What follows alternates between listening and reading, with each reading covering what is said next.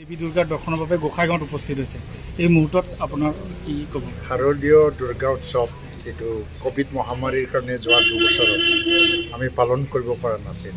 জনগণৰ মাজত দেৱী দুৰ্গাৰ প্ৰতি যিটো এটা আস্থা সেইটো কোনোদিন কম হৈ যোৱা নাই, দিনক দিনে বৃদ্ধি হৈ আছে। কাৰণ বৰ্তমান যুগত, আধুনিক যুগত আজি মানে বেয়া শক্তিক দমন কৰাটো অতি প্ৰয়োজন। দুৰ্গাৰ অৱতাৰ মানে বেয়া শক্তিক দমন কৰা আৰু ভালক ৰক্ষা দিয়া।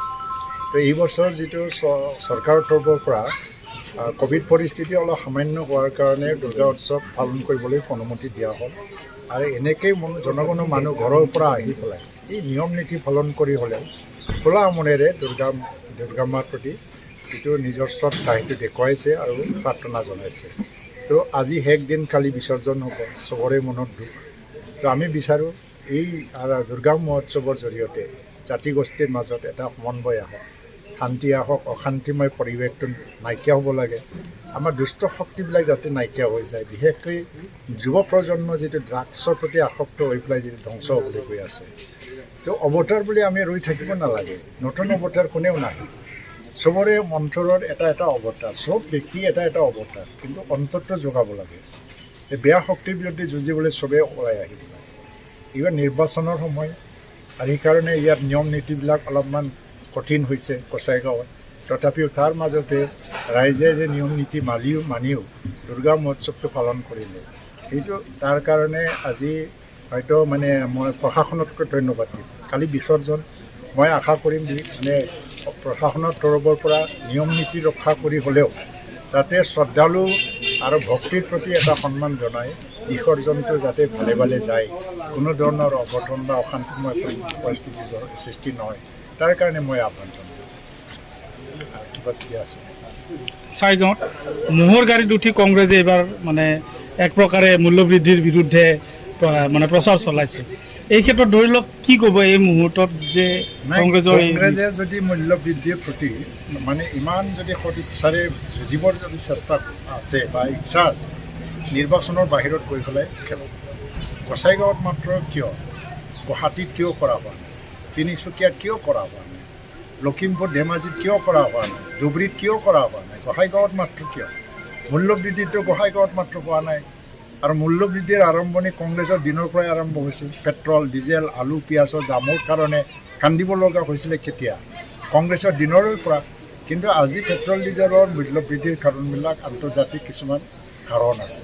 সেইকাৰণে এইবোৰত জনগণৰ ৰাইজ কোনোদিন মানে বিশ্বাস নকৰে যে নিৰ্বাচনৰ সময়ত গৰু গাড়ীৰ ওপৰত উঠি পেলাই আজি আমাৰ BTCৰ মুখ্য কাৰ্যবাহী সদস্য সেইটো এটা কথা কৈছে, এইটো ভাল কথাও কৈছে যে মহৰ ওপৰত কিয় আপুনি কিয় চাইকেল চলাব পৰা নাই, কিয় খোজকাঢ়িব পৰা নাই, বা আজি মহৰ ওপৰত উঠি পেলাই যিটো জীৱ জন্তুৰ অধিকাৰ, সেই জীৱ জন্তুৰ অধিকাৰ কৰিব পৰা নাই।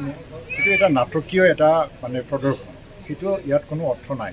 আৰু গোসাইগাঁও সমষ্টিত মানে আজি কংগ্ৰেছৰ স্থিতি ইমান ভাল নহয়। আজি দুৰ্গা উৎসৱত মই দুৰ্গা মাৰ আশীৰ্বাদ ল'বলৈ আহিছোঁ। ৰাজনৈতিক কথা বতৰা কোৱাটো ঠিক নহয়, কিন্তু কংগ্ৰেছ তৃতীয় স্থানো নাপায়।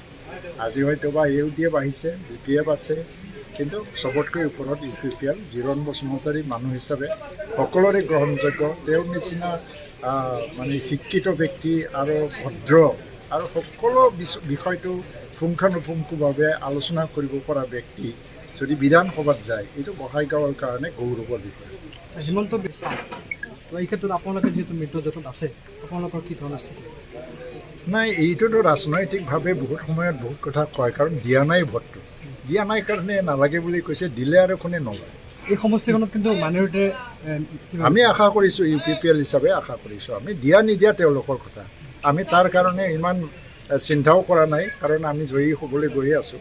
কাৰণ এই মুহূৰ্তত কোনে আৰু ইমান ডাঙৰ ভুল কৰে যে দিছপুৰ কাৰোবাৰ দখলত আছে আৰু গোসাইগাঁৱত কোনোবা থাকি পেলাই যে কিবা এটা কৰিব পাৰিব, এনেকুৱা ভুলটো ইয়াৰ ৰাইজেও কোনো কৰে।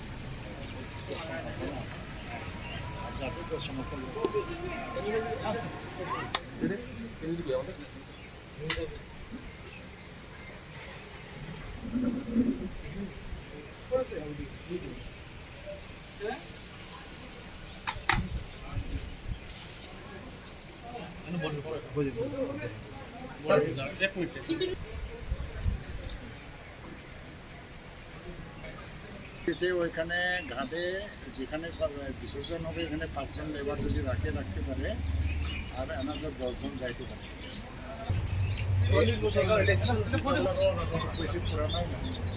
প্লেটটা রাখা দাও না, প্লেটটা রাখো না, প্লেটটা রাখা দাও না, প্লেটটা রাখা দাও না।